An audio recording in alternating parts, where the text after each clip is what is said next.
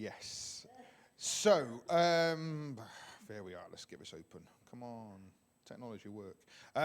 Just to let you know what we're going to be doing. So, we're going to be reading portions of Numbers throughout the next couple of weeks. But before we sort of dive in and dig into the text, we need to introduce you to an overall theme. So we're going to be looking at different aspects of desert. Because actually this is it's really hard to talk about Numbers without first being introduced to the desert, because all this takes place in the desert. Now, I wonder how many of you remember what we said about this time in the desert for Israel. Anybody remember what it was? What I likened it to? Honeymoon. Brilliant. Some people are remembering. That's awesome. But let's take just a very brief moment just to review where we're up to. So we started in Genesis back in September, and we had a preface where we talked about the big picture concepts, the nature of God, the nature of humanity, the nature of the world, that essentially God is trying to get us to trust, and that we're okay, and that we're loved, and that we're accepted. That was a big sort of picture in the preface, and if we'll trust that God is good and that we're loved and we're accepted, then incredible things can happen as we partner with God, and we're going to take creation somewhere. And if we don't trust, if we try to preserve self, if we seek the agenda of self-preservation, bad things happen. Tragedy comes. And then we're introduced to the introduction. Which is the rest of Genesis, chapters 12 through 50, to the family of God. People like the patriarchs, like Abraham, Isaac, and Jacob, and Joseph, and the rest of them.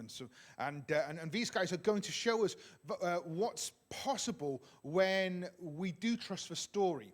It takes the big picture, the lofty ideas, the abstract stuff, and brings it all down into real life in the midst of struggle and dysfunctional families. Something I think we can all relate with, no matter how brilliant your family is. We all know there's moments where they just drive us nuts. And so we learn about hospitality, we learn about trust, we learn about forgiveness, we learn about the things that are possible. And we're not going to be perfect. They're not perfect, despite what Hebrews 11 tries to tell us later on, where you get this hall of fame of leaders and stuff like that, and you kind of think, oh, these people are just amazing. Actually, when you read the text, we know they're not perfect. But we get to see what can actually happen when we partner with God. And that sets the stage for God's narrative, and a narrative that begins with the Exodus story and then runs all the way through to the end of Revelation, which we'll get to in a few years' time. And we talked about 3 sections of the book of Exodus. We talked about God's rescuing the story of the Passover. We talked about the narrative of the tale between 2 kingdoms, the kingdom of empire and the kingdom of shalom, or peace, as we call it.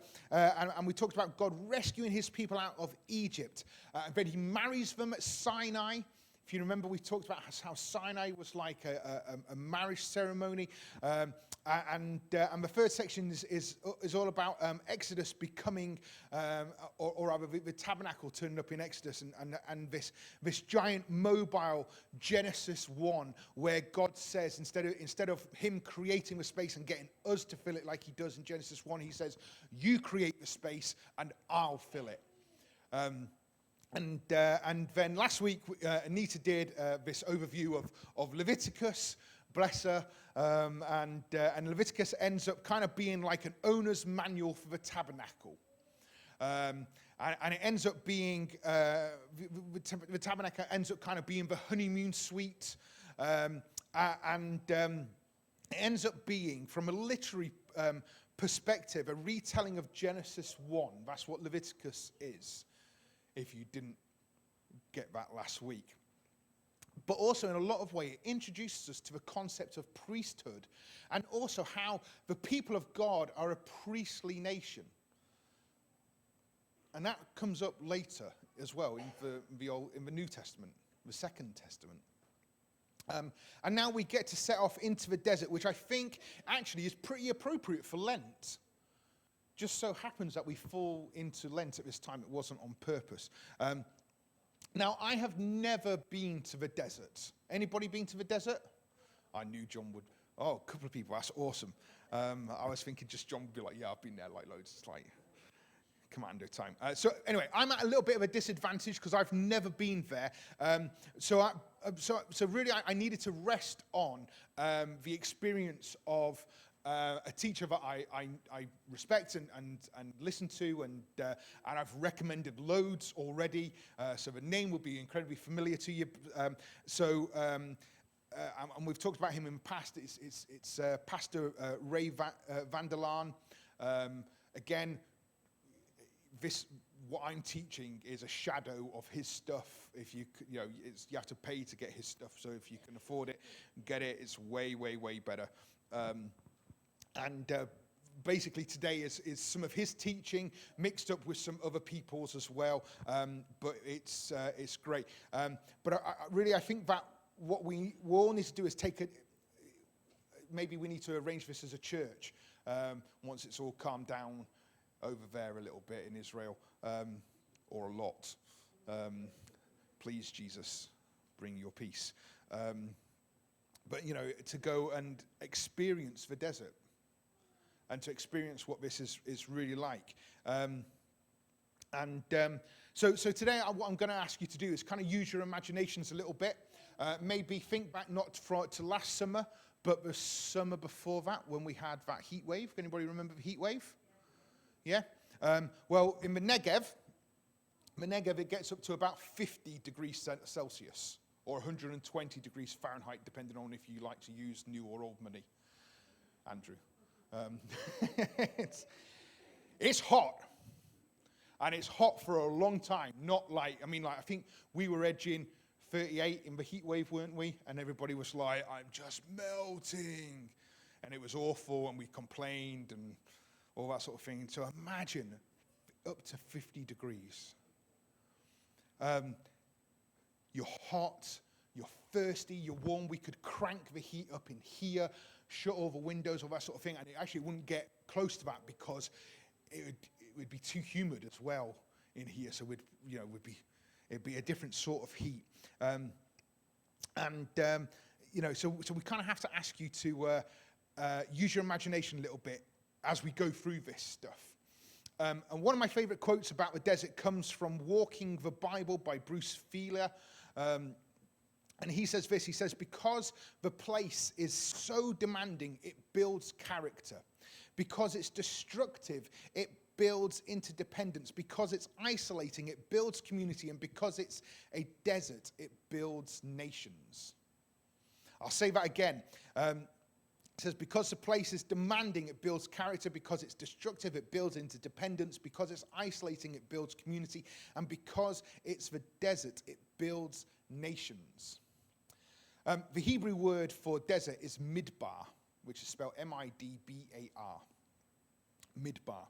Now, bear in mind that I don't speak Hebrew. I've studied it a little bit, but I don't speak it.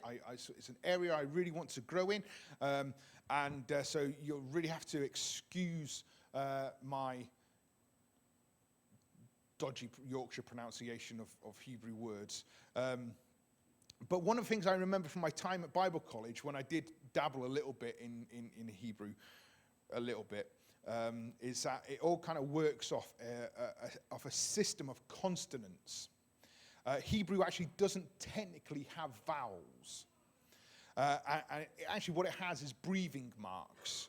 And depending on what breathing mark it is, depends on how you pronounce a word.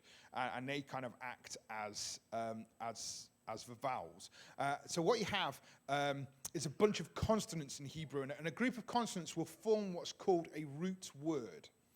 And then a whole bunch of other different words get formed off that root word by just switching the breathing marks or the vowels. And that's called a word tree. And you'll have entire word trees based off of one root word. And for them, they're not just definitions like we have as Westerners, words actually form pictures. That's the whole point. And so to give you a little bit of a comparison, in Hebrew, there's 8,000 words in biblical Hebrew. There's only 8,000 words. Whereas in English, there's about 400,000, and I like to use every single one of them. That's why my talks are so long. Don't like anybody to feel left out. But what this typically means is that there's a whole lot more packed into a Hebrew word than there is in our typical English word. They do that by making it driven by a picture or an image. And you'll always have a root word which will be the defining thing that gives you the image, that sort of groups around the consonants and gives you the place to sort of hang everything around. And the word that we're working with here, with desert, the root word is debur, DBR. And you would just say debur. D is in Delta, B is in Bravo, R is in Roger, or Romeo, to use, because I started that. So we have debur, and you could say debar. But remember, there's no vowels. So, it's not, so it's debur, but you could say debar. And you use these breathing marks to determine what vowel sounds you put in between these consonants. And debar would literally means word. That's what the DBR means. It means word. And in fact, when we talk about the 10 Commandments, it's not 10 Commandments. It's 10 words. Because it uses the word debar. So it's 10 words. And there are 10 debars, these 10 words, and that's your root word. Now, if you start to modify the vowelations, that's probably 4001 that I've just made up, of that word, you start to change the word quite a bit. So debar, if it becomes midbar, the M there isn't actually a consonant. It's more of a modifying consonant in Hebrew. And so midbar, you still hear the debar, midbar, is in desert, debar, word, desert, it's linked together. So the question is, what does to speak and word have to do with desert? Why are they in the same root tree? Word tree, even.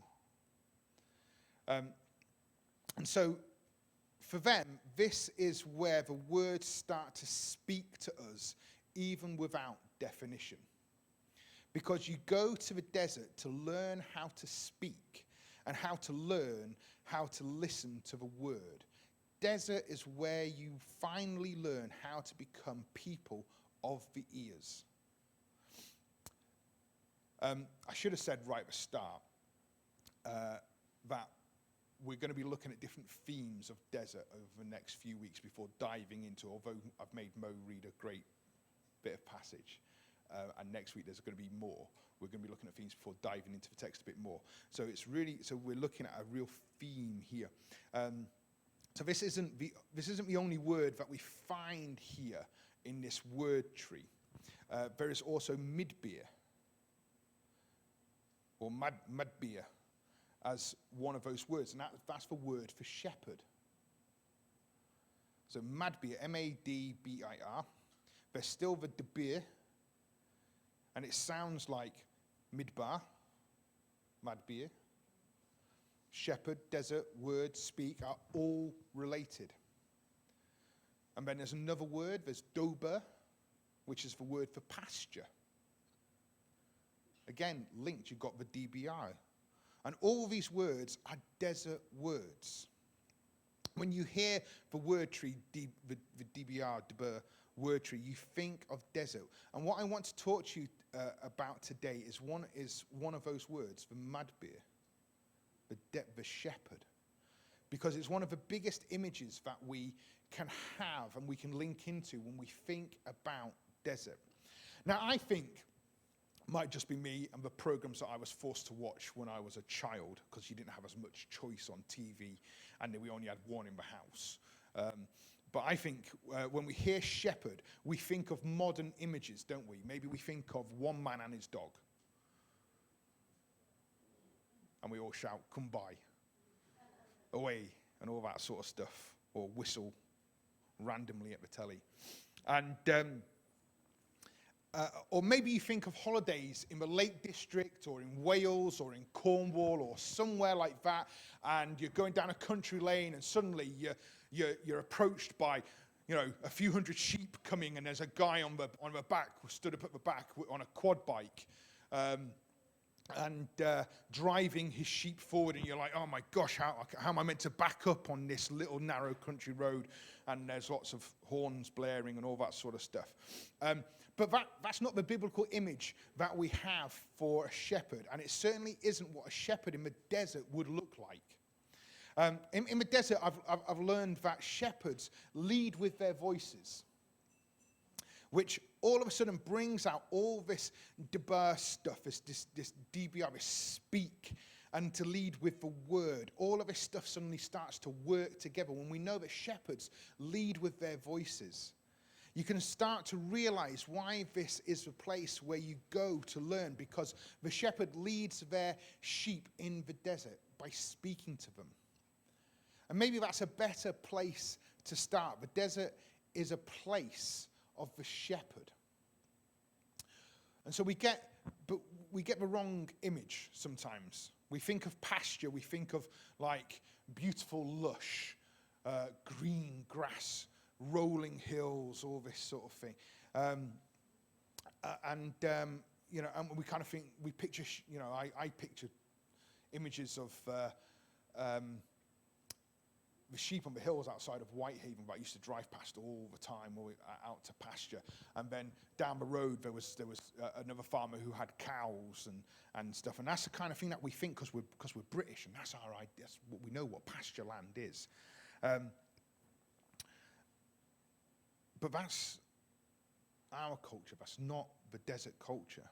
You see, shepherds lead their flocks across mountains and across desert land. And one of the other images that we become linked into this, and we should become familiar with, and actually we're going to turn to a very, very, very familiar psalm shortly, but there's something called the paths of righteousness. And these are paths, the walking paths that have been there for thousands of years. And they've been trodden on by sheep and herds that have grazed the same land for millennia. Year after year after year. And do you know what? In the desert, you don't put your sheep in the same place as you grow wheat or all that sort of stuff. Because do you know what they'd do? Eat it. Correct. We had some people shout it out. You see, the sheep don't graze in fields like they do in this country. Farmland is too scarce and far too valuable to waste on livestock. And so you take your sheep out into the desert, and the desert is the land of a shepherd, not the farmland of the Shephelah. The desert ends up being this place where the shepherd leads their sheep, and they don't lead them with a stick. This is where the image of Egypt and empire starts to clash with shalom, because the shepherd leads with their voice. Can anybody remember what we said Pharaoh's image was? Stick, yeah. He's pictured, isn't it? He's pictured there, and you can still see it in hieroglyphics today. He's pictured with a stick, holding it over his people, holding it over slaves, and it's about threat, it's about fear, and it's about command, and it's about rule, and it's about intimidation. Whereas the shepherd never leads with the stick. And I know that there's all kinds of fun Bible lessons out there about the shepherd that breaks the lamb's leg. And maybe you've heard a talk about that, or maybe even given a talk about that. I have. There's probably a little bit of repentance I need to do about how I've led people down this. But that's just not how shepherds lead their sheep, or how he'll poke the sheep with a staff and prod them. You see, a shepherd has a staff for a very practical reason, but none of them would be for leading the sheep. It could be for defense, for fighting off predators. It could be for walking. But a shepherd does not use a stick to prod or beat or lead the sheep. The shepherd leads with his voice, leads with their voice. A shepherd can get up in the morning, walk out and give one command, and his sheep will come after them. A sheep. You might think of so many things that Jesus says. I do. The sheep know my voice.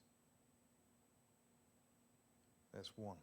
In fact, there's a brilliant book by Kenneth Bailey called The Good Shepherd, and he talks about a lot of things too, because Jesus uses this imagery time and time again, over and over and over in the Gospels. And this would be an image that we would expect from the people of the Bible, this notion of shepherd. Not only are they going to be shaped here in the Torah, but Abraham was a person of the desert. Isaac was a person of the desert. Jacob was a person of the desert. Joseph was a person of the desert. You remember, as we've gone through and looked at these people, how much time they spent in the desert. And where does God take Moses for 40 years to shape him to be the greatest leader in Jewish history, aside from Jesus? Goes into the desert, doesn't he? What's he doing?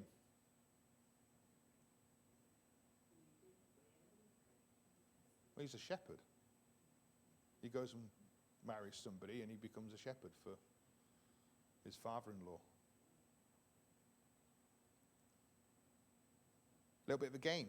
A couple of big names in the Bible who were shepherds. Anybody else want to name one? David, great. Good stuff. Brilliant. You've also got some prophets that end up being shepherds. And this is one of the most common images of the Bible, and we would expect it to be because of who the people of the Bible are and this idea of shepherds. So, flick to Psalm 23. I told you we'd be in a very famous psalm. It's always worth opening up the Bible and having a look at this. And let's talk about some of the images that come up. So, it's a psalm of David, who was indeed a shepherd. And it starts off, doesn't it? It says, "The Lord is my shepherd, I lack nothing. He makes me lie down in green pastures." Okay, so let's stop there for a moment. Green pastures. Again, I think that this is where we start to get confused because we picture Cumbria or Wales or even our, Northumbria. There's plenty of sheep knocking around here, I've noticed. But those are different. Around the middle of the desert, there's nothing. Oh, gosh, where we are. Around the middle of the desert, there's nothing there. There's no vegetation, and yet these sheep are grazing. And so we've got to go like, what on earth are they grazing on? And as you walk along these mountains, you realize that the little, and I mean the little rainfall that there is, they produce a particular type of grass around the rocks and the paths, and they're just tiny little tufts of grass that are really hard and high. And if the sunlight ever hits the hillside just right, you can see green where it was once brown and stuff. If you turn the right way and glance and squint, apparently, I'm told, I've learned from Ray, it becomes, actually I've seen it on video, that's what I've done, and it suddenly turns green. And you're like, where on earth did all this come from? See, there's no such thing in the Bible as the green pastures as we imagine them to be. It's something completely different. And one of the things that you learn in the desert is the lesson of just enough. This is going to show up over and over and over again. The desert is not the place of abundance. It's the place of just enough. The desert teaches you how to be okay in this moment. You don't know where the next 10 minutes are going to come from. And I don't know what's going to happen in the next 10 minutes. And I don't know if I'm going to have enough 10 minutes from now. But I know that I'm okay right now if my shepherd is with me. Because he's going to lead me to the place where I have enough for right now. I have enough for this bite in my mouth. Will I have enough in 10 minutes' time? I don't know, but I'm going to carry on following my shepherd. I'm going to trust the shepherd. And if we talk about trusting the story, we're talking about trusting the shepherd. The desert is ultimately where we learn to trust the story. If you're going to get an entire Egyptian worldview out of the people, there's no better place than the desert. Egypt was a place of abundance. Remember what they complained about to Moses. You know, you've brought us out here to die. If we'd have stayed in Egypt, yes, we would have been slaves and stuff, but we had stuff. There was abundance. We never had to worry about what we was going to eat. But when we are in the desert, we learn to trust that there is enough for right now. Because we have no idea where tomorrow's going to bring, what's going to happen. So we see another image from Psalm 23. The Lord is my shepherd. I lack nothing. I lack nothing. Another translation would say, I shall not want. Because the lesson of the desert is that it teaches me how to not live on bread alone, but on every word that proceeds from God. Anybody remember where that comes from?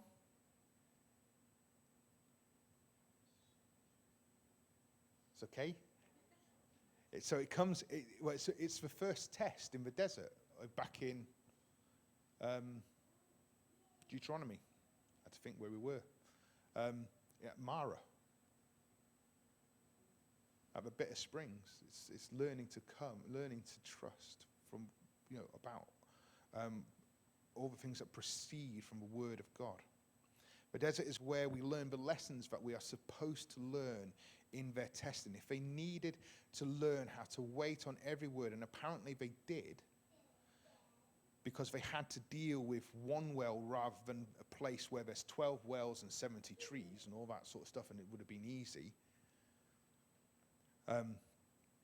If you've got to learn that, there's no better place to take them than the desert and let God be their shepherd. And he's going to say, I'm going to teach you how to wait on every word, to put your head down and wait until the next tuft of grass. So the psalm continues. He makes me lie down in green pastures. He leads me beside quiet waters. And I love the other translation of still waters, because the image there is a little bit better. And in the desert, I wonder how many babbling brooks we expect to see. We're looking after a little puppy at the moment. She's going home today. Little hearing dog called Dora. She's beautiful. We took her to North Beach and Seaham, and as I was walking down, there was this beautiful waterfall and stuff. I wonder how many of those we see in the desert. Not many at all.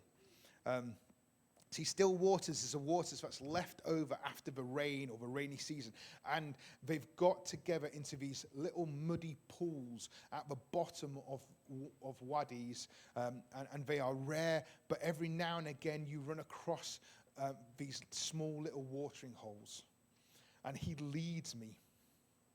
And again, it's not the image of Western abundance.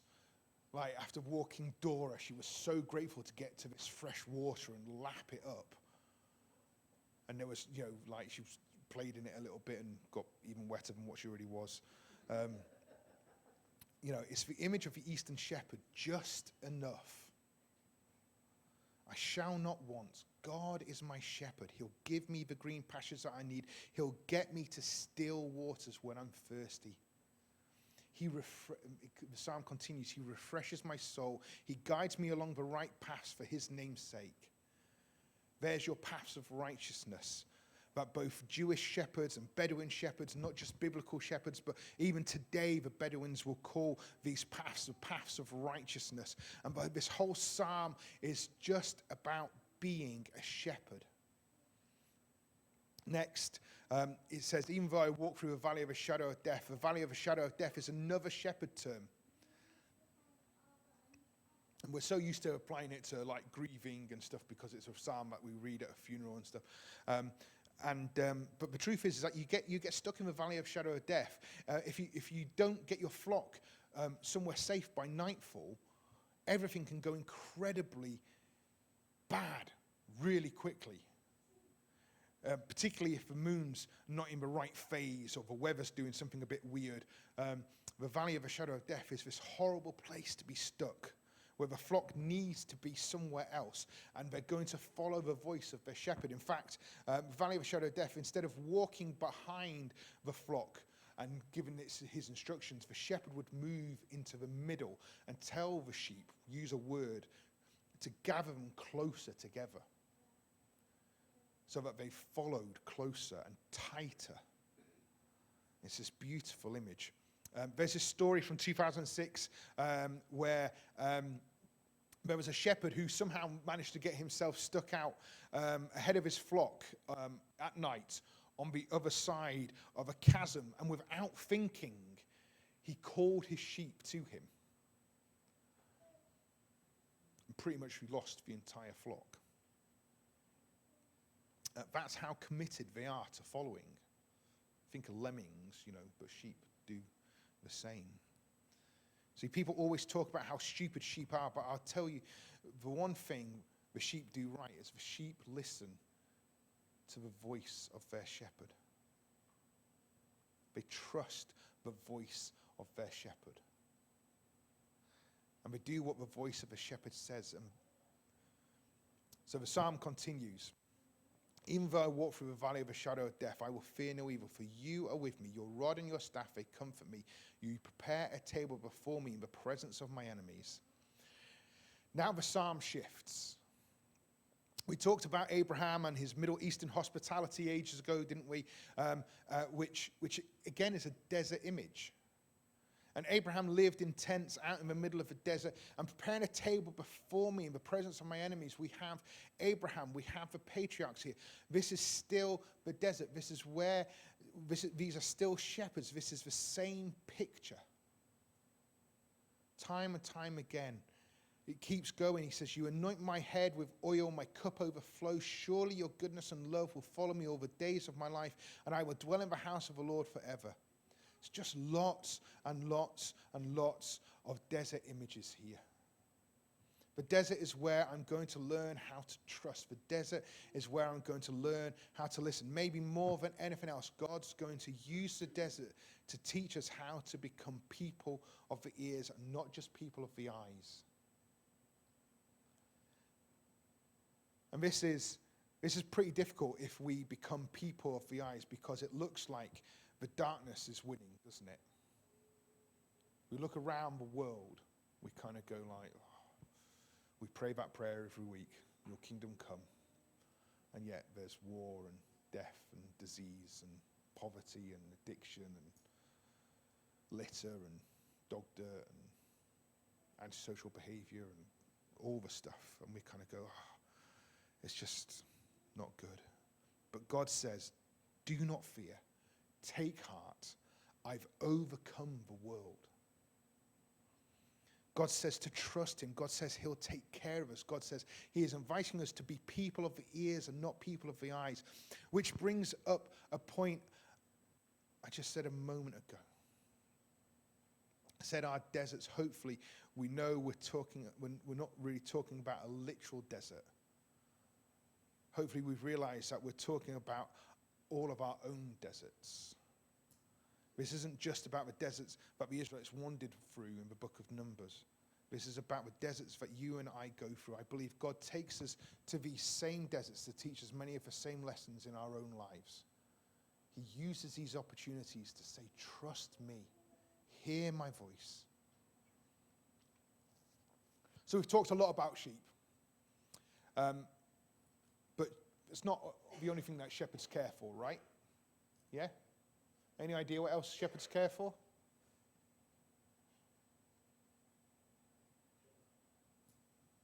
Well, possibly. What other animal?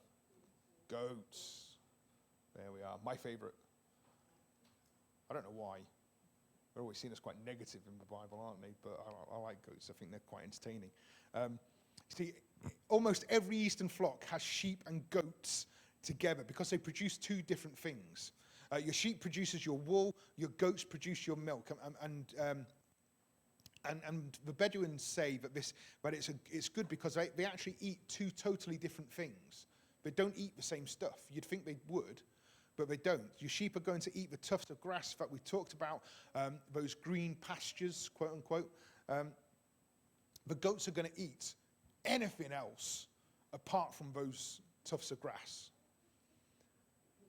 Cans that have been left out,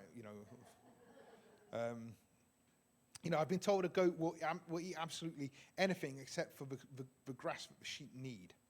And so you graze them together because they're not eating the same resource. They're not taking the same resource. You're getting two totally different resources from the time that they spend together.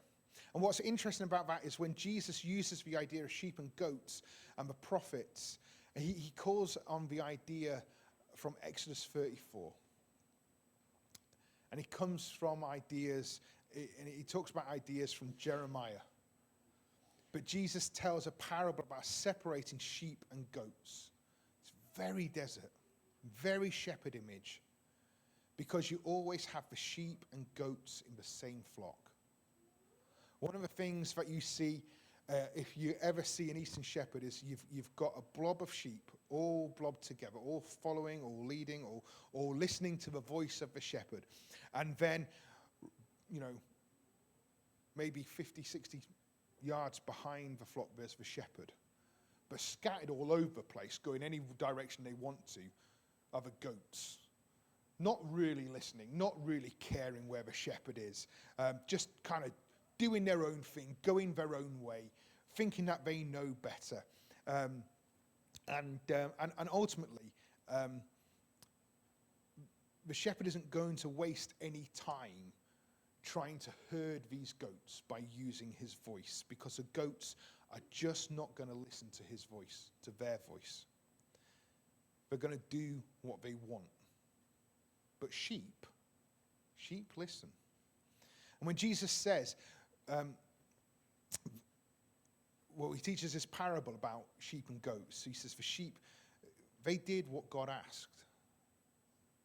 They took care of the hungry. They fed the hungry. They gave water to the thirsty. They visited the sick. They visited people in prison. These are the things they got asked to do. They were the sheep. They followed the voice of the shepherd.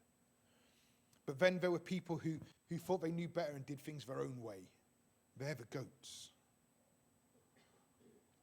And if you were to take this and make it the image of our spiritual life, which group are you part of? Are you a sheep, or are you? Honestly, think about where you're at. Are you huddled together, following the voice of Jesus, or are you more like a goat trying to go off in your own way? Notice that we're all part of the same flock. We're all following the shepherd. They all think that they're getting where they're going to go to. But really, are they really part of the same flock? Are they actually listening to the shepherd's voice? Right, really, really quickly, let's talk about who the shepherds are. What kind of person might you find in the role of a shepherd? What? Me. Possibly nowadays. Surprisingly, it might be surprising to you actually, that shepherds in this culture are almost always, without exception, girls. And younger girls. And one of the roles of the younger women in the family is to be the shepherd, to be the one who cares for flocks. And it's always been for a very long time, and including in the biblical culture. And generally speaking, shepherds are, they're always women. It's an really interesting concept when, you think about gifts and spiritual gifts and all that sort of stuff, and what people think are priestly gifts, and actually it's women. It's women, and it just changes our image, doesn't it? You see, it's actually really unusual for Moses or David to be a shepherd, particularly Moses, who's a grown man at this point. He's really doing something.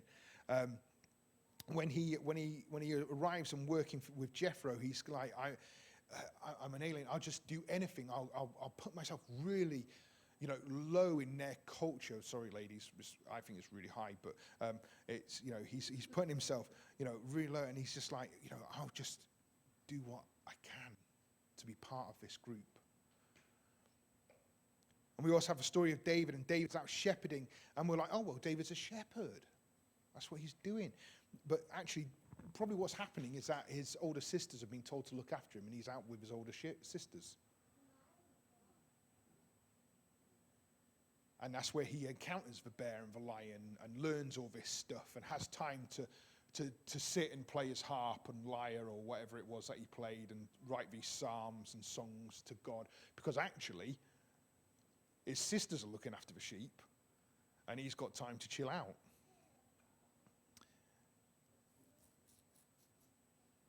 See, he's not going to be doing the work of shepherding. The watching is being done by his big sisters.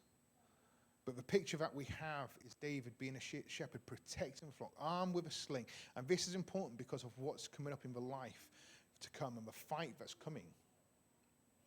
And one of the things that they do, we kind of think, oh, maybe they're throwing rocks at sheep, or they've just got it there to arm. Actually, they don't. They don't throw rocks at sheep. They throw the rocks around and near sheep, and it's one of the ways that they steer them. If they aren't listening for a moment, they'll just chuck a rock, but not at the sheep. They'll throw it like a little bit off to the side, and it makes them go and turn direction. And maybe that's an image that we kind of feel that we've experienced in life a little bit, where you kind of think, oh gosh, I dodged that one. Or maybe you think, well, it bounced and ricocheted and hit me in the face,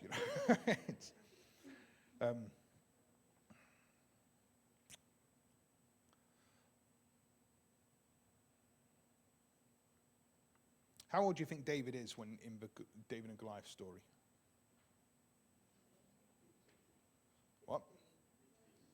Mid-teens. I think he's not been bar mitzvahed. He's less, I think 7, 8, 9, 10 years old. How ridiculous. I mean, talk about, what's the word that we use about the people of God? Chutzpah. Looking at Sean, thinking, I mean, he's not 10, he's older than 10, but could you imagine, like me or Sean picking a fight with Goliath, who would you choose? But you're talking about, well, yeah. This is why the armor doesn't fit and all that sort of stuff. Anyway, it's an amazing thing. We'll keep talking about shepherds at different points on this journey throughout the next few years, because actually it's a biblical image that keeps coming back time and time and time again. And we're going to keep, we need to root into the fact that shepherds are a big deal. But they represent the first lesson that we can learn from Numbers, from all of those tribes and clans and priestly actions. Ultimately, when we use the word pastor as a church leader, it's not very often in the Church of England, but we talk about pastors, but that comes from that same root word. A pastor is a shepherd. Someone who cares for and tends to the flock.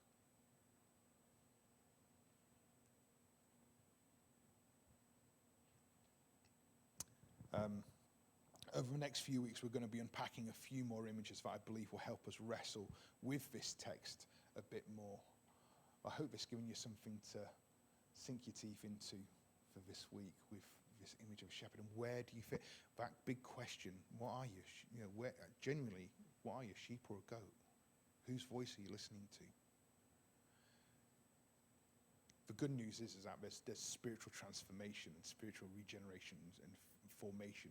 But actually, if you think you're a goat, you don't have to stay there. You can start to listen to the voice of a master. And it's a beautiful invitation.